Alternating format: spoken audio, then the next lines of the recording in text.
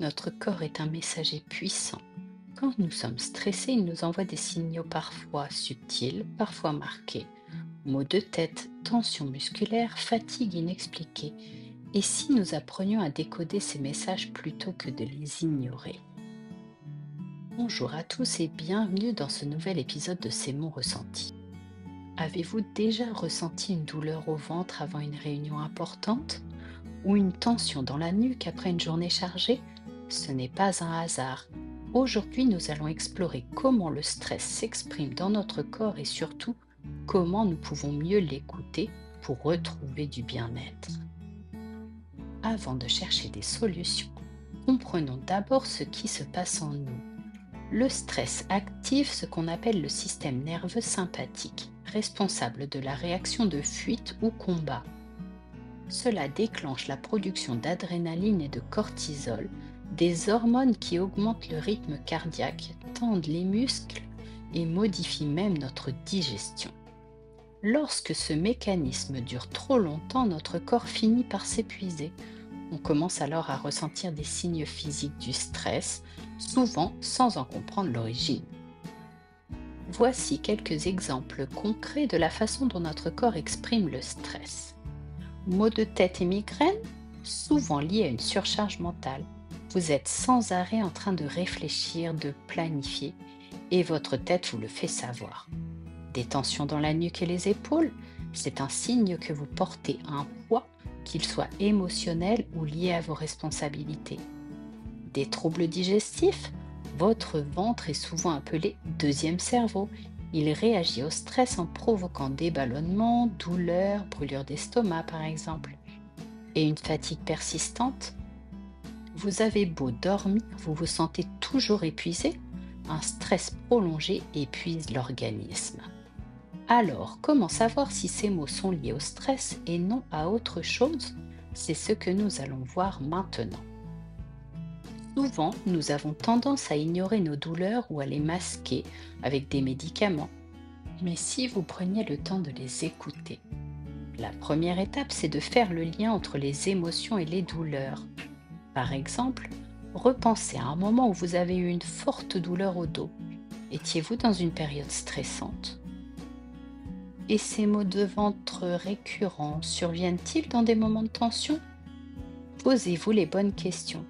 Depuis quand ressentez-vous cette douleur?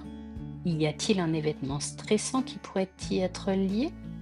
Et que ressentez-vous émotionnellement quand cette douleur apparaît? Prenez un instant pour vous connecter à votre corps. Je vous propose un petit exercice simple. Fermez les yeux, prenez une grande inspiration et scannez votre corps mentalement, de la tête aux pieds. Où ressentez-vous des tensions? Comment vous sentez-vous, là, maintenant? Observez simplement, sans le moindre jugement. Et maintenant que vous avez pris conscience de ces signaux, voyons ensemble comment apaiser notre corps. Le stress fait partie de la vie, mais nous pouvons apprendre à mieux le gérer pour éviter qu'il s'accumule et se transforme en douleur. Voici quelques outils simples mais efficaces. Premièrement, la respiration profonde. C'est une technique comme la cohérence cardiaque qui peut aider à calmer le système nerveux en quelques minutes. Essayez de respirer en inspirant 5 secondes, puis expirez sur 5 secondes.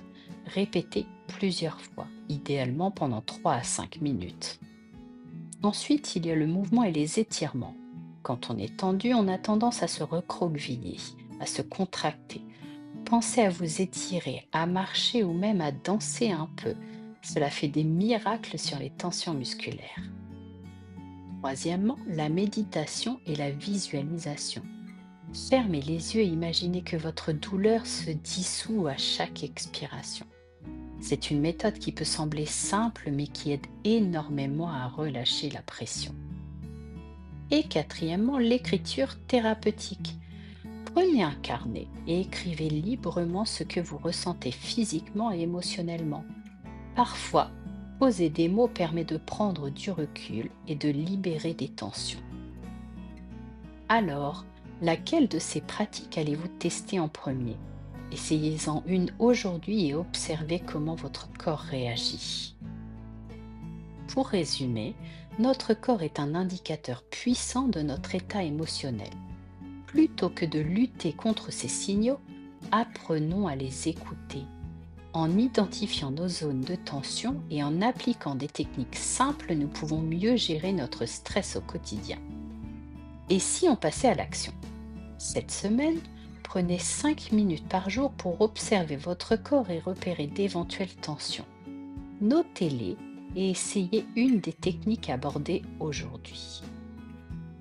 Dites-moi en commentaire si vous avez déjà ressenti ces manifestations de stress et comment vous les gérez. Merci de m'avoir écouté. On se retrouve très vite pour un nouvel épisode de C'est mon ressenti.